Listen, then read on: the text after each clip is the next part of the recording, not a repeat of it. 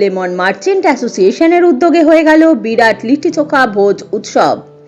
এই লিট্টি চোখা উৎসবে মিশ্র সংস্কৃতির নিদর্শন দেখা গেল। বাংলা ও বিহারের সংস্কৃতির মেলবন্ধন ঘটায় লিট্টি চোখা, যেখানে বিভিন্ন ধর্ম ও সম্প্রদায়ের মানুষ একসাথে উৎসবে যোগ দেন।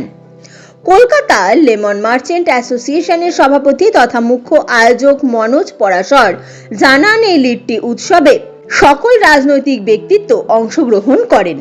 পাশাপাশি সকলের মধ্যে সম্প্রীতি বজায় রাখার জন্য এই উৎসবের আয়োজন।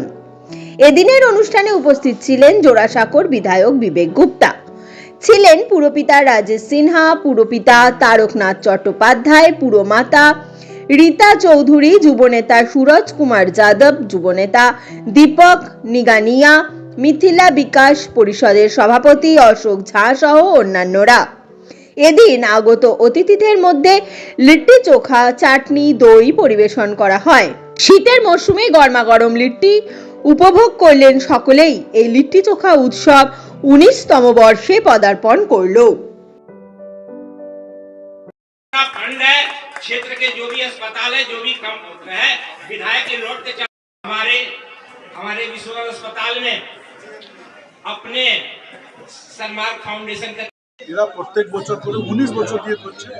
আর এটা শুধু এনাদের নিজের ব্যবসায়িক জন্য না, এরা জামুটিয়া মজদুর এখানে কাজ করে, গরিব মজদুর যেখানে কাজ করে, আজ যা গরিব বস্তিতে সবার দাম, সবার আসুন।